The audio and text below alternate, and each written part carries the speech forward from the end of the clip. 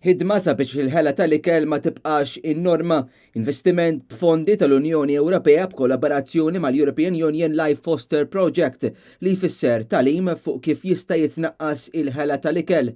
F'konferenzi tal-aħbarijiet fil-binja tal-ITS f'Ħalluqa tħabbar dal-investiment ta' 1.6 miljun euro fl-edukazzjoni kofinanzjat mill-EU's Life Financial Instrument u numru ta' kontribaturi oħra fosthom LINEP-Net, fond li se jitqassam bejn l-Italja, Franza, Spanja u Malta.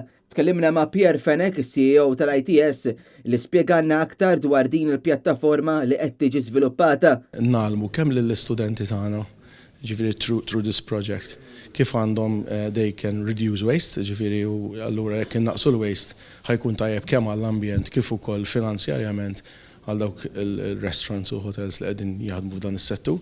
Aħna se nkunu qegħdin immorru għand l-industrija wkoll u nittrenjaw lil dawk in-nies ukoll li qegħdin fl-industrija diġà jaħdmu, ġifieri kemm l-istudenti tal-futur kif ukoll dawk in-nies li qegħdin jaħdmu fl-industrija.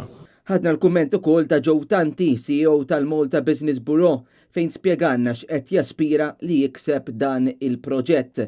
Għandna miri ambizzjużi, imma miri li aħna fiduċjużi li nilħqu, ħanilħqu il-fuq minn 7,000 student fl-Ewropa, ħanilħqu l-fuq minn 500 għallim li jgħallim fis-settur tal-edukazzjoni, tal-ospitalità, ħanilħqu l-fuq minn 3,000 kumpanija Ewropea.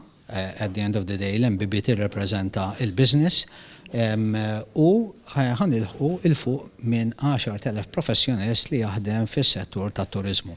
Fl-aħħar stħarriġ intwera li 70% tal-iskart tal-ikel fl-Unjoni Ewropea huwa ġej mid-djar residenzjali fil-waqt li 12% mir-ristoranti. Dan il-proġett qed iħares li mhux biss inaqqas il-ħela fl-istabbilimenti tal-ikel iżda dan it-tagħlim imur lil hinn.